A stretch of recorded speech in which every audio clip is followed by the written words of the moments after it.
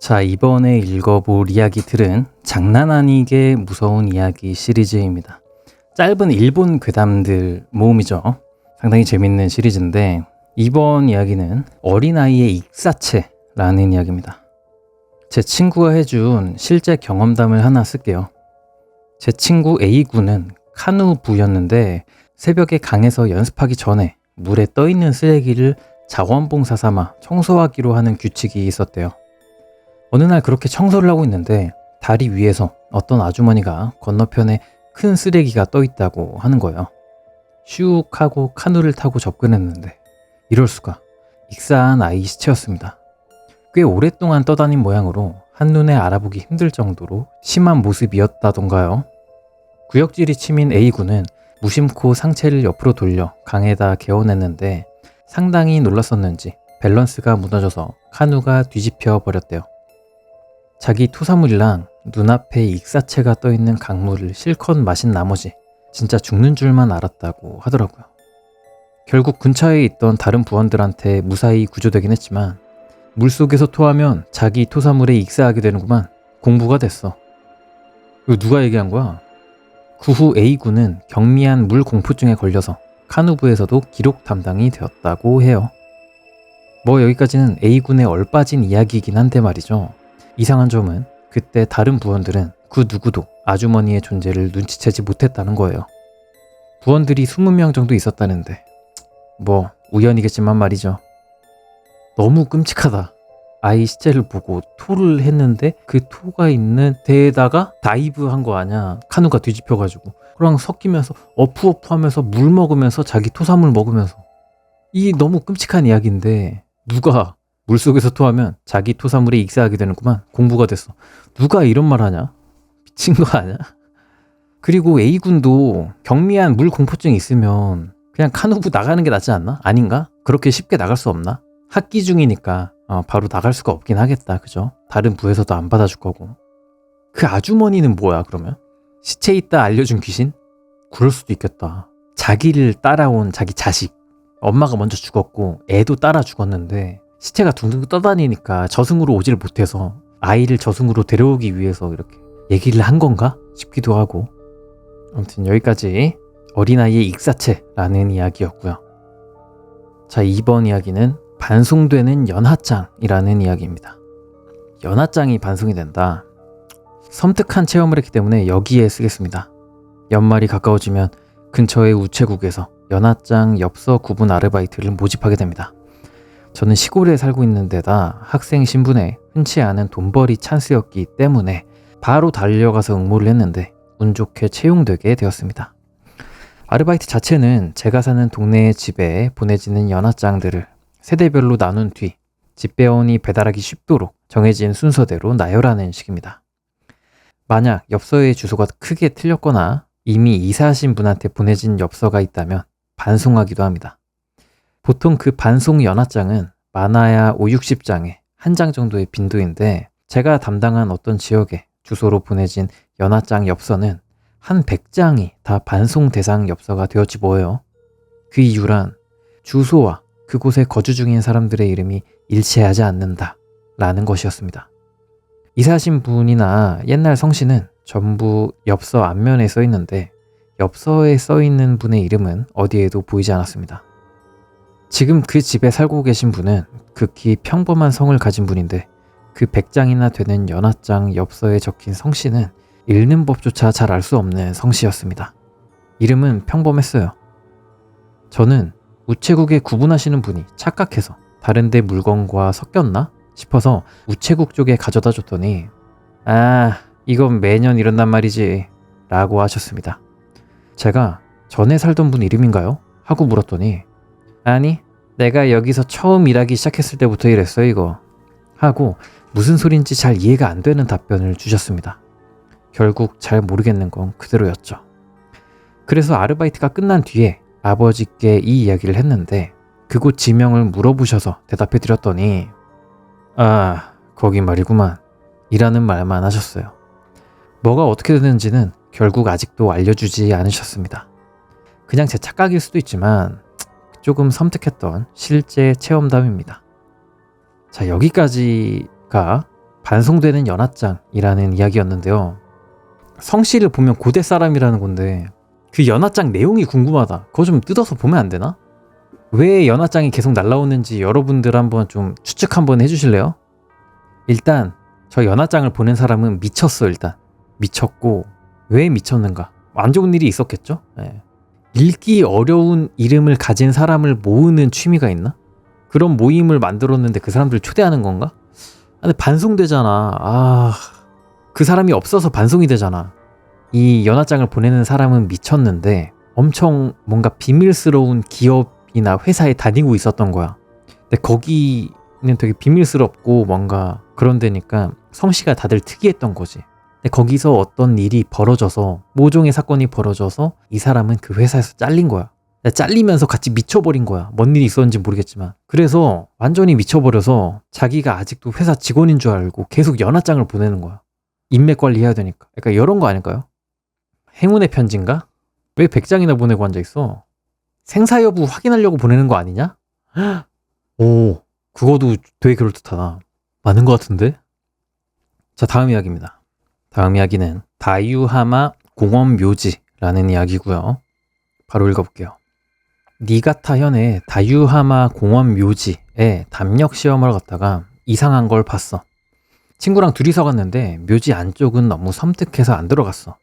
그래서 돌아가려고 공원 근처 거리에서 횡단보도 신호를 기다리고 있었는데 공원 쪽에서 삿갓을 쓰고 얼굴만 여우인 녀석이 마치 원숭이 같은 움직임으로 건너편 해변으로 달려가더라고. 친구도 그걸 본 눈치여서 우리 둘이 새파랗게 질렀는데 해변으로 가보니 아무도 없었어. 그래서 궁금해서 훗날 현지 사람에게 물어보니 그 군방에선 유명한 존재 같더라고. 그 지방에서는 지이지라고 하는데 눈이 마주쳤다간 납치당하거나 정신이 이상해진대. 실화인지 아닌지 모르겠지만 친구네 선배도 행방불명 됐다던가 어쨌든 위험한 놈이었어. 그 후로 그곳에 간 적은 없지만 근처에는 외국인 묘지나 애완동물 묘지가 있고 또 건너편의 해변에선 익사체가 자주 떠오르곤 하는 곳이니까 그 부근은 꽤 위험한 장소라고 생각해. 니가타의 심령 스팟은 화이트하우스나 니치렌이 자주 언급되곤 하는데 진짜 위험한 장소는 거기인 것 같아. 자, 여기까지였는데요. 지이지 이야기였네요. 삿갓을 쓰고 얼굴만 여우인 녀석 뭘까? 마치 원숭이 같은 움직임. 그냥 좀 무서워요. 그러니까 옛날에 어떤 무서운 동화가 있었냐면 제가 어렸을 때 집에 있는 동화를 봤는데 되게 눈이 째진 막 여우 각신가 하는 동화가 있었거든요. 약간 그런 느낌인 것 같아. 무슨 동화인지 아세요, 여러분? 여우누이 맞아. 아시는군요. 살짝 무서울 수도 있는 짤 나옵니다. 하나, 둘, 셋. 으짜. 이게 여우누이거든요. 이 여우누이 너무 무섭지 않아? 얼굴이 여우야. 이걸 동화에 넣는 사람이 어딨어? 여우상이라고요? 여우상이죠. 여우 얼굴이니까. 아무튼 이거 읽고 나서 여우누이 생각났습니다. 삿갓을 쓰고 저런 여우누이 얼굴인 녀석이 빠르게 이렇게 가버리면 진짜 너무 무서워 죽을 것 같아. 왜냐하면 대놓고 괴물이면 으악 괴물이다 할 텐데 그냥 가만히 있었는데 얼굴이 여우누이인 사람이 이러고 가면 끔찍할 것 같아. 너무 잘 만들어진 공포영화 캐릭터 같은 느낌이랄까? 그래서 좀 섬뜩하네요. 네. 아무튼 여기까지가 다유하마 공원묘지라는 이야기였고요. 지이지 이야기 읽어봤습니다. 다음 이야기입니다. 자, 다음 이야기는 병균이 있는 집입니다. 더러운 집일까요? 얼마 전에 보러 갔던 중고 부동산 매물 이야기. 3층 집으로 현관에 들어서는 순간부터 습한 공기가 흐르는 느낌이 들어 몹시 기분이 나빴고 여기저기에 그야말로 벽장소까지 대량의 소금이 놓여져 있었는데 웬일인지 그것들이 전부 흐트러져 있었음. 1층과 2층은 곳곳에 종이가 붙어 있었는데 병균에 의한 오염을 막는 수단, 병균이 머릿속으로 들어오는 것을 막는 방법 같은 내용이 쓰여진 것들이 곳곳에 있더라고.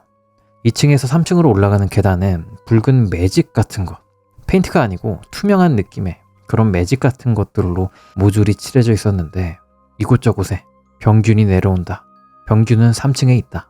라고 써 있었고 3층의 가장 넓은 일본식 방 문에 병균 이 안쪽 병균아 나오지마, 열지마 는 내용이 붙어 있었어.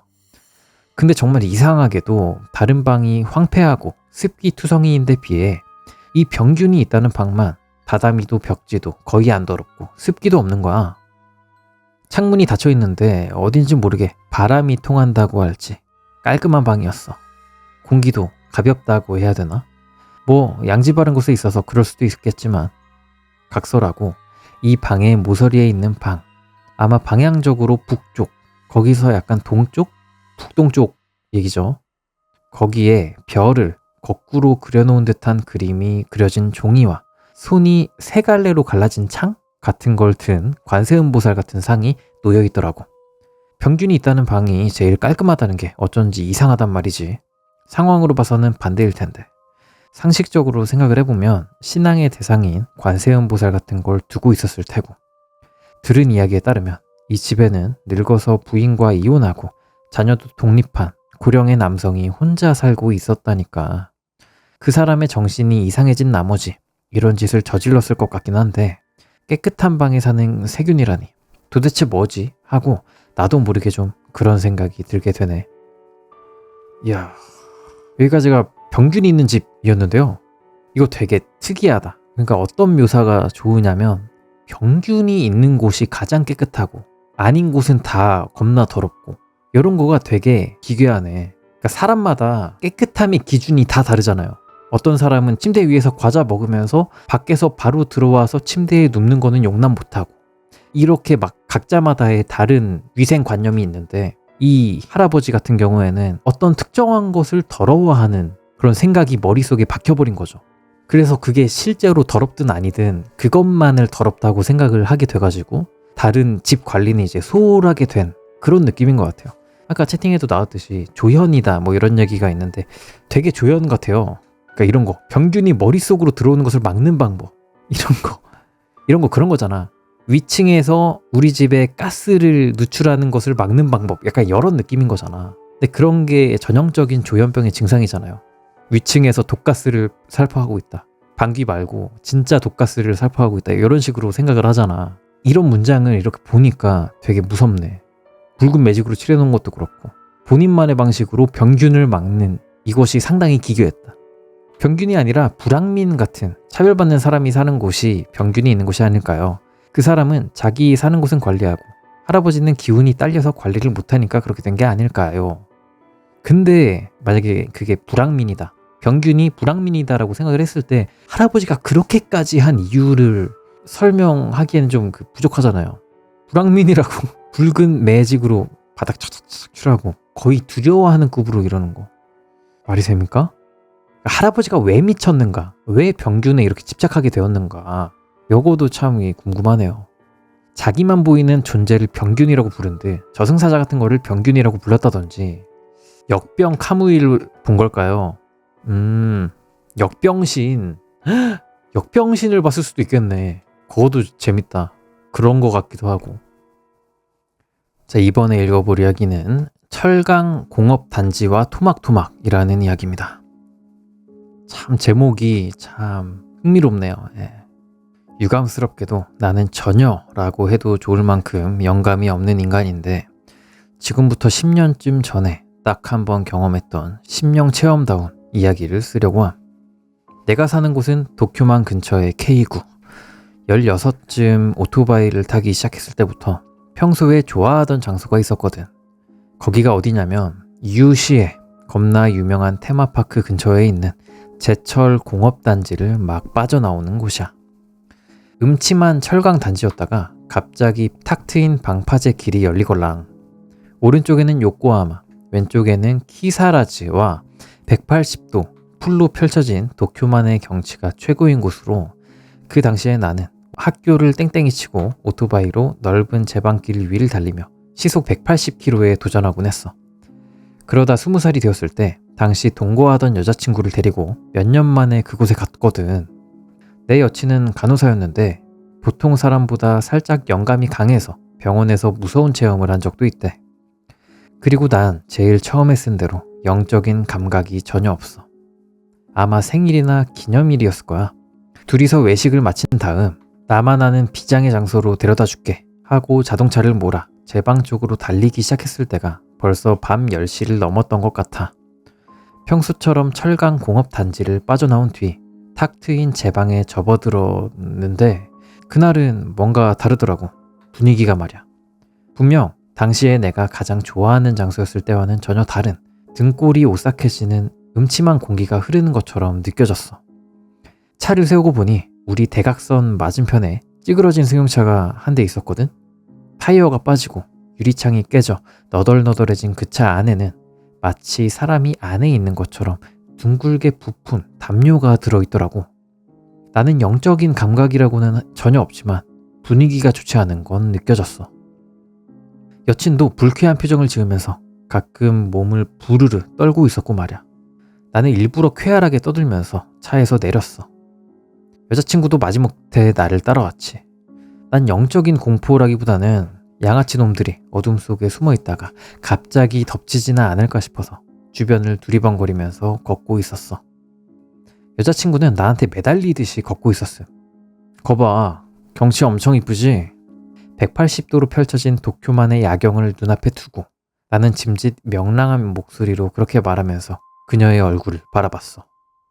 근데 그때 내 여자친구는 정신이 나간 것처럼 한 포인트를 응시하고 있더라고. 여자가 있어. 그녀가 기어들어가는 듯한 목소리로 말했어. 얼굴은 공포로 일그러져 있었고 그녀가 보는 곳은 왼편으로 100m쯤 떨어진 방파제 끝이었어. 가로등도 없이 저 멀리 배의 불빛이 희미하게 보일 정도로 캄캄한 어둠 속에 여자가 혼자 앉아있다고? 눈에 힘을 주어 어둠 속을 봐도 나는 아무것도 안 보이는데 말이야. 그녀는 흰 옷에 머리가 긴 여자가 쭈그리고 앉아서 바닷속을 들여다보고 있어. 진짜라고. 비명에 가까운 목소리로 그렇게 외치더라고. 그리고 그 직후에 큰 소리로 머리가 아파. 내 머리. 라고 호소하기 시작했기 때문에 나는 그녀를 안다시피 해서 자동차 쪽으로 걷기 시작했어. 내 눈에는 그 여자가 보이지 않았지만 자동차로 돌아가는 길에 어디서 튀어나오지 않을까 잔뜩 겁을 먹고 있었음. 도중에 찌부러진 승용차 쪽도 최대한 안 보고 자동차에 뛰어오른 다음 차를 급발진시켰어. 제 방을 등진 채 달리면서 백미러에 여자의 모습이 잡히지는 않을까, 여자가 달려들지는 않을까 해서 한동안 백미러도 잘 못 봤지. 그녀는 조수석에서 입을 다문 채 괴로운 듯이 고개를 숙이고 있었어. 그 후 2km쯤 달려서 거리에 불빛이 보이자 그녀의 두통이 거짓말처럼 가라앉았어. 그제서야 거기 뭐가 있긴 있었나 보구나 했지. 이건 후일담인데 나는 그로부터 일주일쯤 뒤에 신문을 보다가 깜짝 놀랐어. 신문엔 그 뚝에 방파제용 테트라포드에 걸려있던 비닐봉지 안에서 토막난 여성의 시신이 발견되었다고 적혀 있더라고. 우리 둘이 그 장소에 갔을 때 거기 토막난 시체가 있었다고 생각을 하니까 갑자기 겁이 나지 뭐야. 그때 그녀가 본 흰 옷에 머리카락이 긴 여자가 뭐였는지 모르겠지만 아무튼 무서웠어. 이건 진짜 실화임.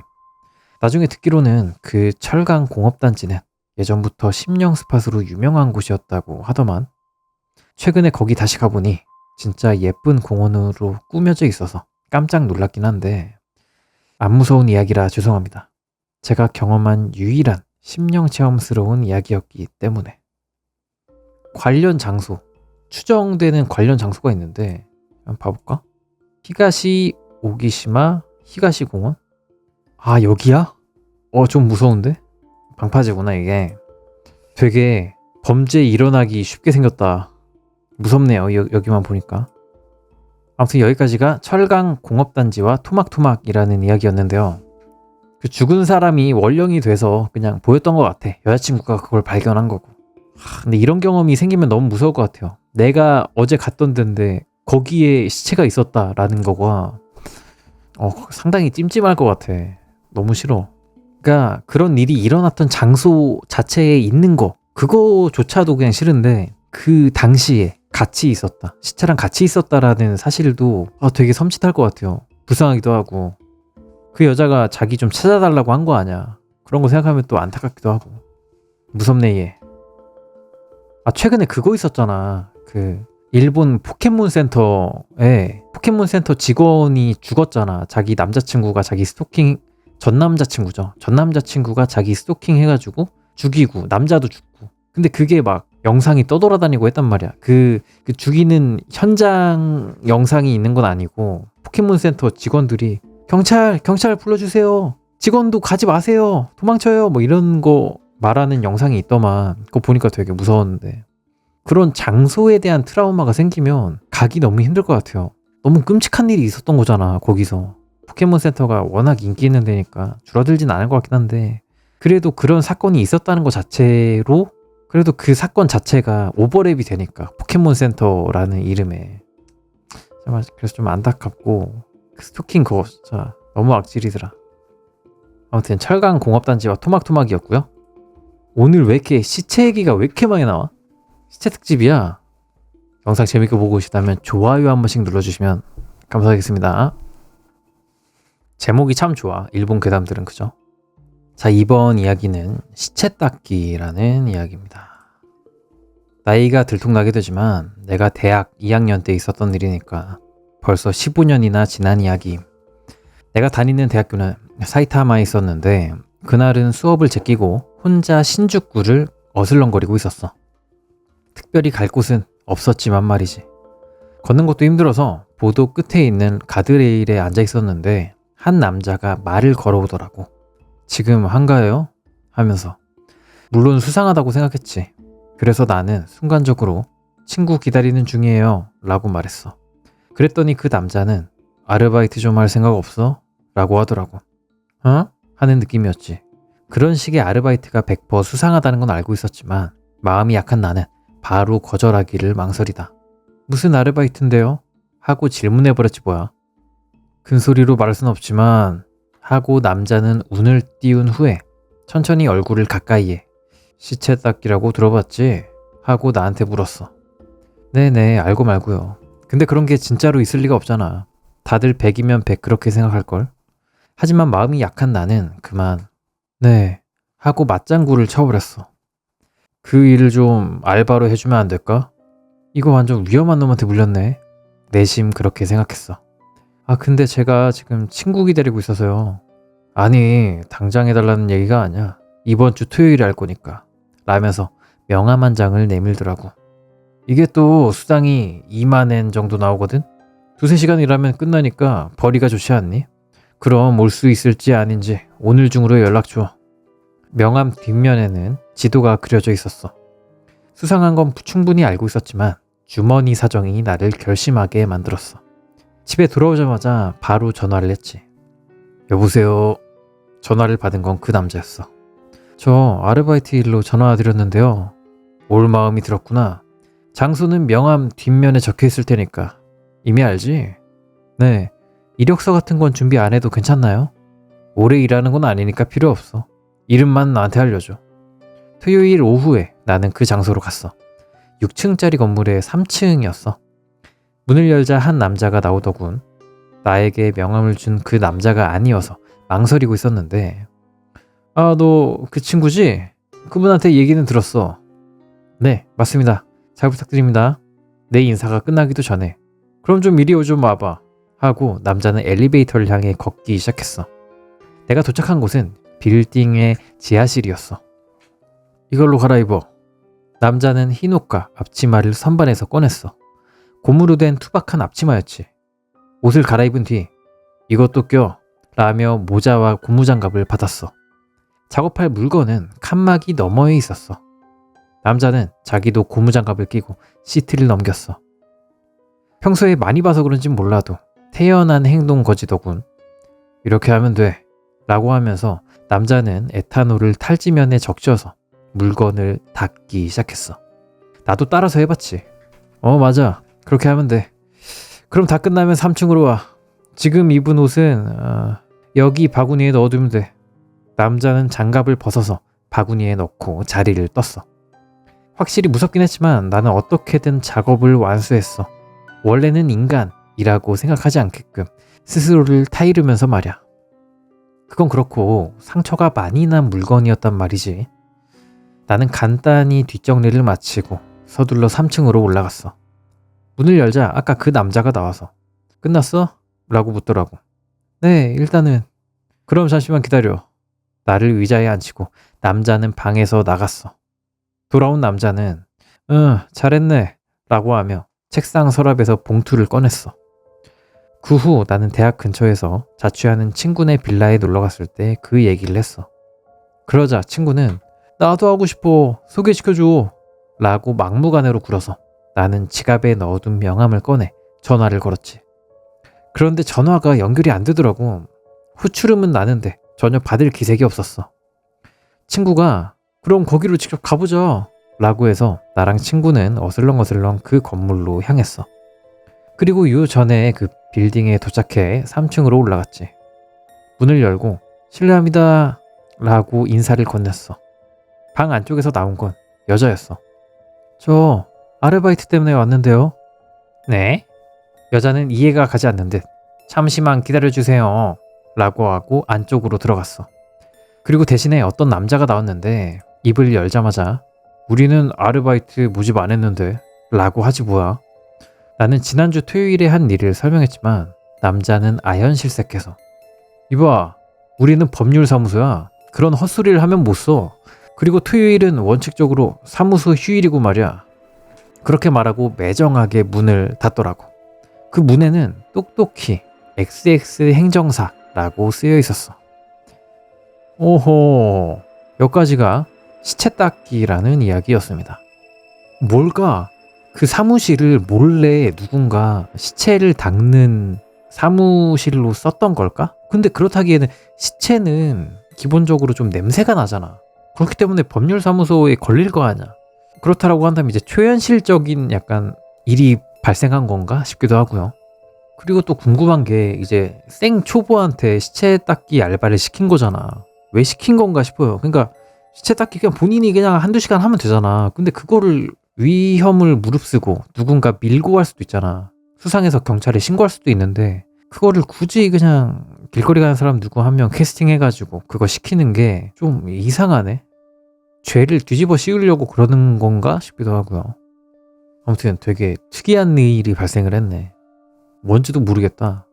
왜 시체를 닦았는지, 그리고 그 시체에는 왜 상처들이 많았는지 이런 것도 좀 희한하네. 변태살인마의 취미? 왜 남 시켜서 닦느냐 이 말이에요. 진짜 모르겠습니다.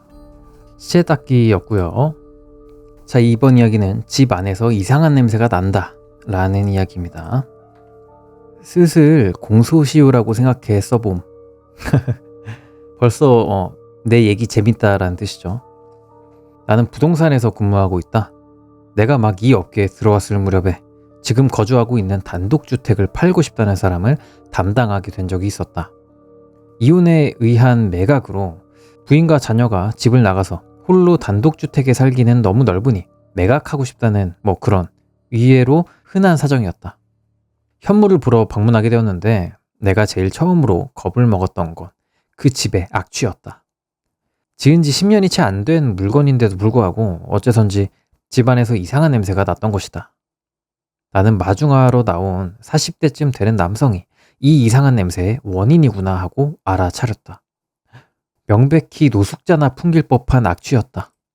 현관에서 나와 거실로 들어서는 순간 보이는 건 여기저기 굴러다니는 술병과 조각난 파편들. 설상가상으로 벽이 이곳저곳 움푹움푹하게 구멍이 뚫려 있었고 자세히 보니 그중 몇 군데 거무스름한 아마도 피 같은 게 들러붙어 있기도 하고 그때 나는 혼자였기 때문에 이거 나 이대로 살해당해버리면 어쩐다 하고 진짜 무서웠다. 그런데 그 후 이러저러한 사항들을 묻고 필요한 서류를 모으다가 이거 이대로는 안 팔리겠는데 근데 그렇다고 리모델링할 만한 재력도 없는 것 같으니까 업자가 매입하려나 하고 생각하고 있는데 갑자기 당신 이 꼴 보면 알지? 나 알코올 중독이야 라면서 남자가 자기 인생 이야기를 시작했다. 제일 처음에는 부모에게 받은 학대 얘기부터 시작을 하더니 중학교 때쯤 불량배가 됐고 그 후로 양아치 짓을 하다가 현재 직업, 건축 관계 일에 취직해 아내를 알게 됐다는 내용까지. 여기까지는 비교적 평범했는데 그 뒤 이유도 없이 아내가 나쁘다, 아내가 바람을 피웠다. 아내가 가정교육을 제대로 못 받은 게 분명하다며 아내의 험담을 시작한 순간부터 눈빛이 심상치가 않아졌다. 뭐라고 할지 내가 아닌 내 어깨 건너편의 한 점을 뚫어져라 쳐다보면서 얘기하는 그런 느낌? 이게 이유 모르게 너무 무서웠다. 아내가 반격해서 벽이 이렇게 됐다던지 결국 아내가 몰래 짐을 싸는 걸 알아차리고 이러다 나만 두고 가버릴 것만 같았기 때문에 일부러 아내가 방심하고 목욕하는 걸 노리고 덮쳤단 말이지. 그 남자는 웃으면서 이렇게 말했다. 덮쳤다고요? 하고 내가 되물었더니 뭐 그렇지. 그러고 보니까 목욕탕 아직 안 봤지. 거기가 좀 어질러져 있거든. 하고 벌떡 일어나 나를 욕실로 데려다 주었다. 솔직히 아내분 시신이 나뒹굴고 있을지도 몰라 하고 초조했지만 시신이 굴러다니거나 하진 않았다.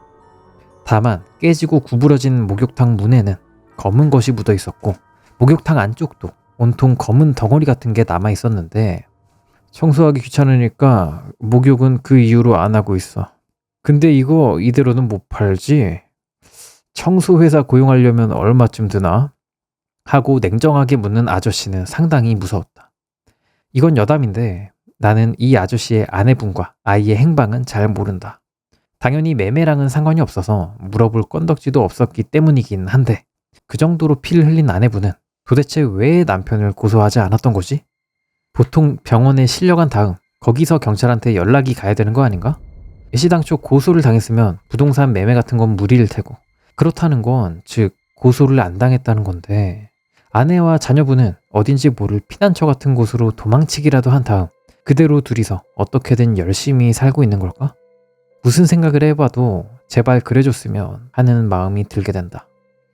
재밌고 되게 끔찍하네요. 집안에서 이상한 냄새가 난다 라는 이야기였는데요.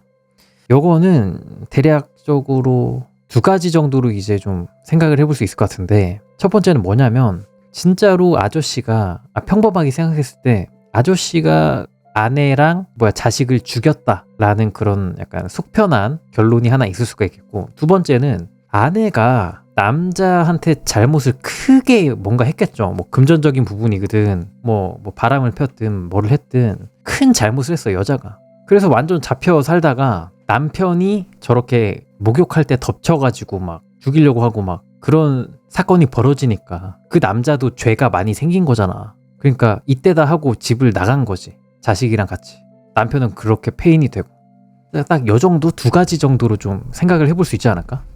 고소를 만약에 남편 혼자 저랬으면 고소를 바로 했겠지. 아닌가? 가족이란 게 또 그런 고소하기 쉽지 않으니까. 그냥저냥 그냥 도망쳐서 아내랑 자식끼리 그냥 살고 있는 걸 수도 있고 이렇게 세 가지겠네요. 예.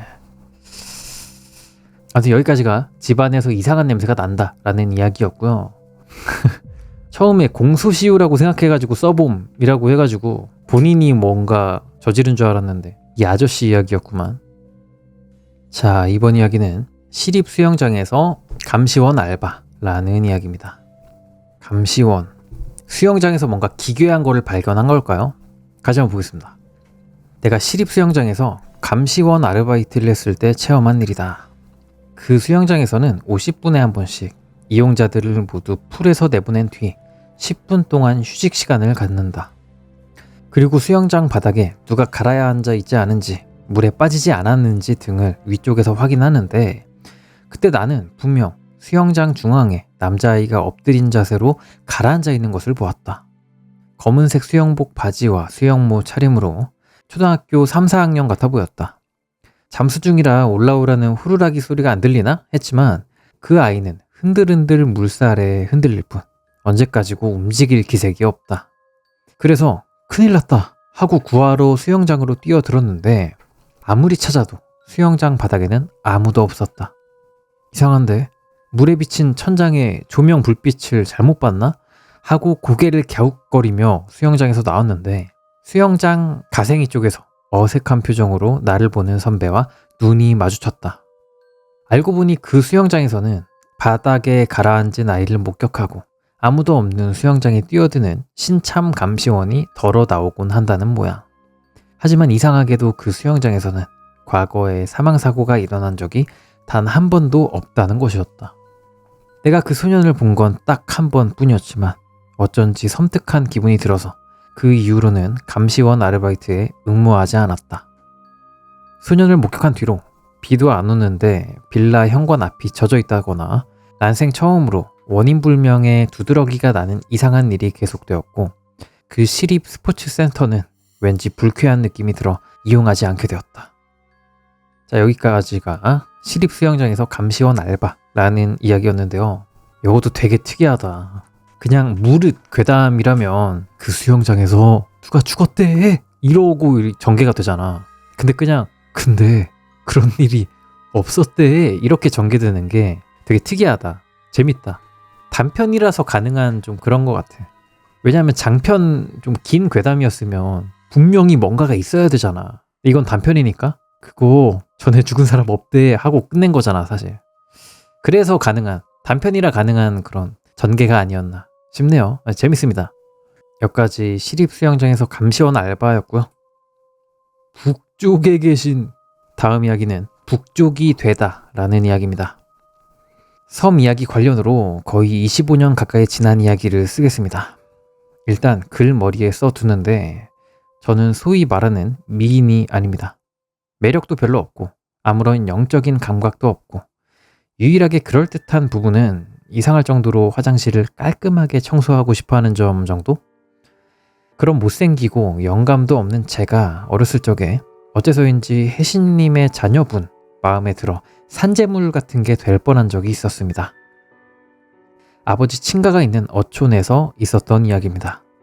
아버지 고향집이 있는 어촌 앞바다에는 바다의 신령님이 계신다는 섬, 에노시마 정도의 크기로 당시에는 사람도 살고 있었다는데요. 아무튼 그 신령님이 계신다는 섬이 있었는데 저는 거기서 미아가 된 적이 2번 있었다고 합니다.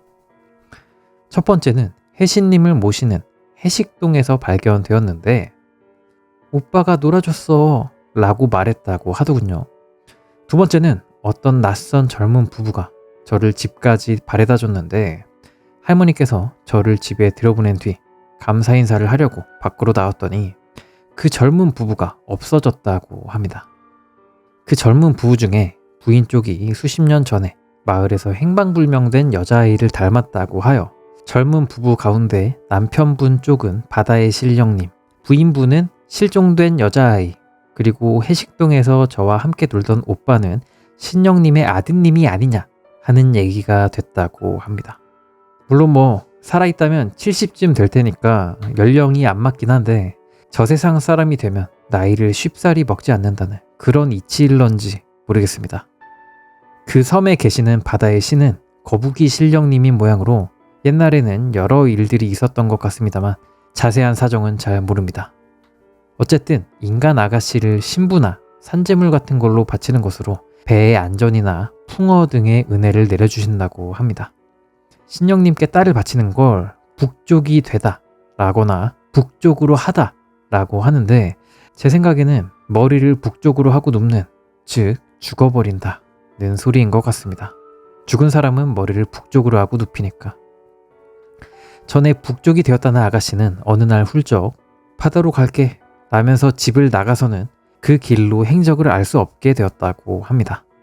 그래도 누군가 북쪽이 되면 그에 따른 은혜를 기대할 수 있다고 하여 어선의 선주님이 제 할아버지 할머니께 자네들 손녀가 조만간 북쪽이 될 것 같으니까 자네들 집으로 손녀를 데려와 줄 수 없겠나? 하고 부탁하러 왔다고 들었습니다.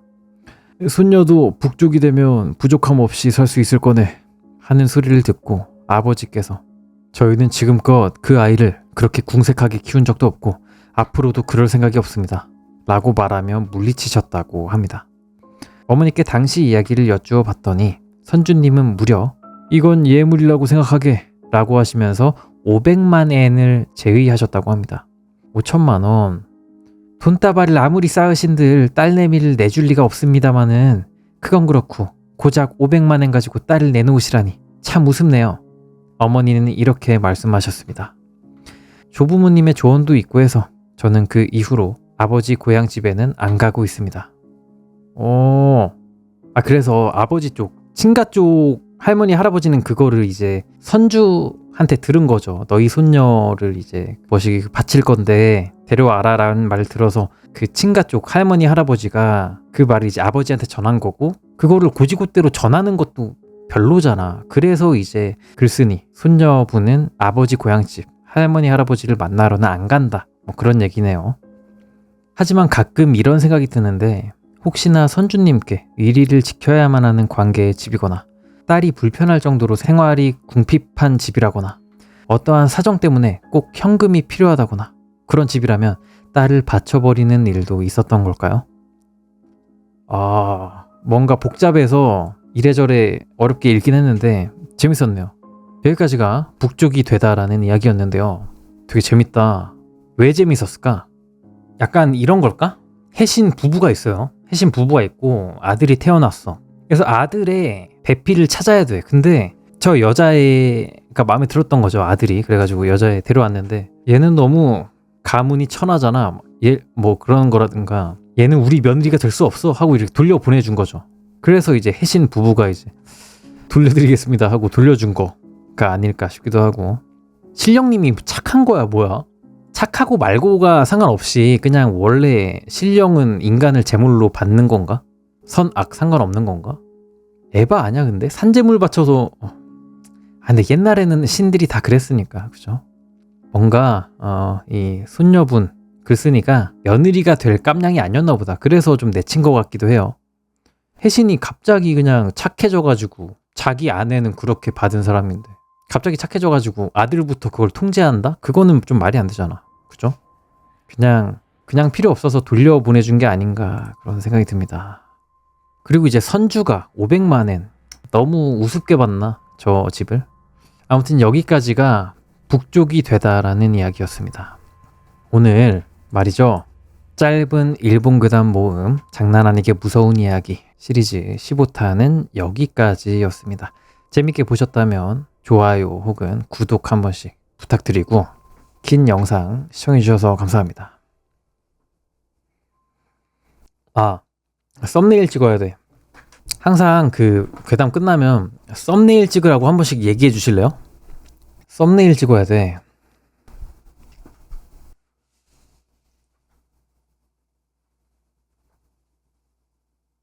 뭐?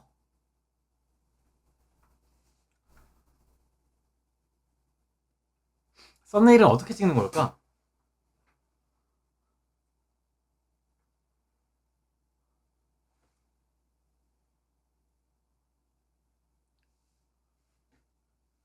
근데 이건 너무 가식적이잖아.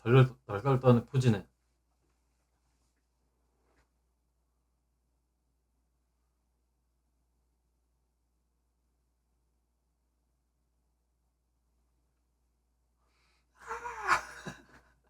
나홀로 집에? 오 마이 갓!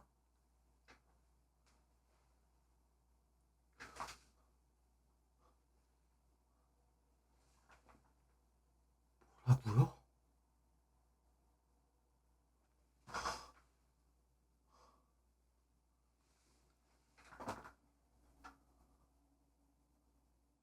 힘들어. 어떻게 해야 될까?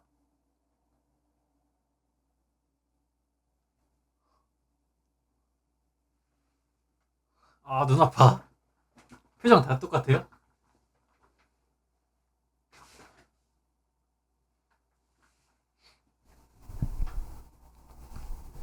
자, 썸네일 이 정도 했으면 하나 나오겠지 뭐. 몇 개 나오겠지. 좋고 좋아요. 좋아루